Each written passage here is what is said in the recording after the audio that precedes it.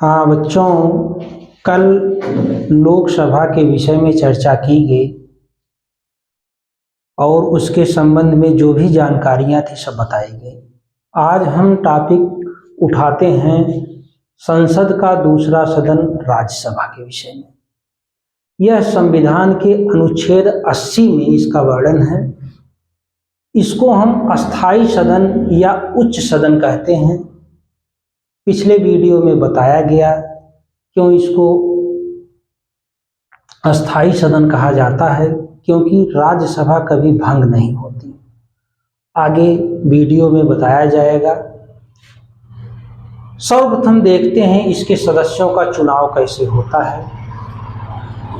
इनके सदस्यों का जो चुनाव होता है वह अप्रत्यक्ष रूप से होता है। इसमें जनता की डायरेक्ट भागीदारी नहीं होती है। जनप्रतिनिधियों के माध्यम से इनके सदस्यों का चुनाव होता है। इसीलिए इसको कहा जाता है कि अप्रत्यक्ष रूप से आनुपातिक प्रतिनिधित्व के आधार पर एकल संक्रमणीय मत प्रणाली के द्वारा इनके सदस्यों का चुनाव होता है। हाँ, अब बात आती है कि सदस्यों का चुनाव कितने दिन के लिए होता है, उनकी अवधि क्या होती है। उनकी अवधि जो होती है ये अनुच्छेद 83 में इसका वर्णन है। उनकी अवधि होती है 6 वर्ष के लिए। लोकसभा सदस्यों की अवधि 5 वर्ष के लिए होती है और इनके सदस्यों का जो चयन होता है वह 6 वर्षों के लिए होता है। आगे हम देखते हैं 6 वर्षों के लिए चयन होता है, लेकिन ये सदन अनवरत चलता रहता है। जैसे ये नहीं कि लोकसभा 5 साल के बाद भंग कर दी जाती है, इसको 6 साल के बाद भंग कर दिया जाए, नहीं, ऐसा नहीं होता है। इसके 1/3 सदस्य जो होते हैं हर दूसरे वर्ष रिटायर्ड होते हैं और उनके जगह पे नए सदस्यों का चयन किया जाता है।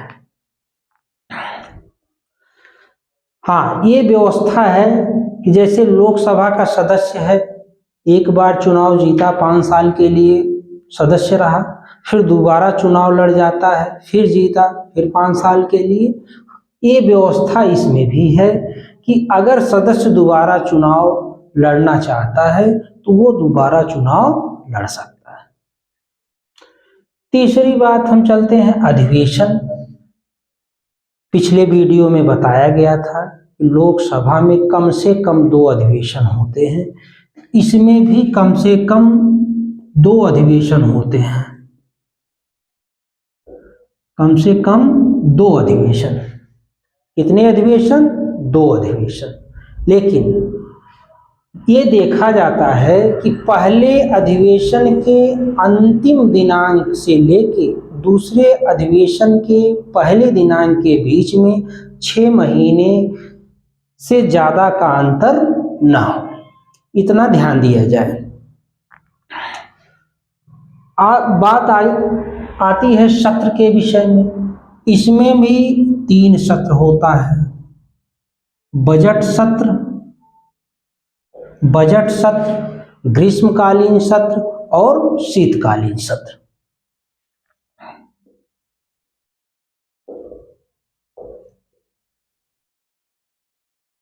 सदस्य की योग्यताएं, 5वें पॉइंट पे हम आते हैं। सदस्य की क्या योग्यताएं होनी चाहिए।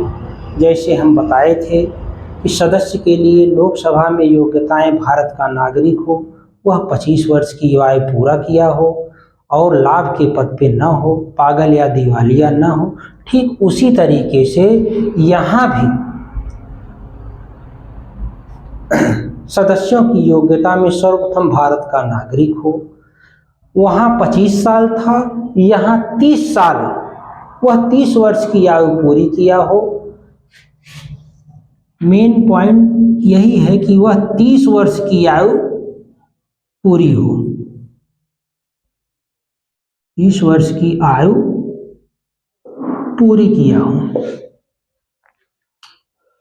और लाभ के पद पे ना हो, चाहे वह भारत सरकार के अधीन लाभ का पद हो, चाहे वह राज्य सरकार के अधीन लाभ का पद हो, वह किसी भी तरीके से लाभ के पद पर न हो और भारत का नागरिक हो और पागल या दिवालिया ना हो इत्यादि पॉइंट हैं इसमें। सदस्यों की संख्या जो निर्धारित की गई है वो इसमें 250 की गई है, लेकिन वर्तमान समय में 250 संख्या नहीं है, ये संख्या 245 है। वर्तमान समय में ये 250 संख्या न होके 245 ही है। 245 में 229 सदस्य राज्यों से हैं, 4 सदस्य जो होते हैं केंद्र शासित प्रदेशों से हैं और 12 सदस्य जो होते हैं वो राष्ट्रपति के द्वारा मनोनीत किए जाते हैं। कला, साहित्य, विज्ञान, समाज सेवा इत्यादि क्षेत्रों से जो होते हैं वो 12 सदस्यों को राष्ट्रपति मनोनीत करता है। सभापति, अगला पॉइंट है सभापति। राज्यसभा का सभापति कौन होता है?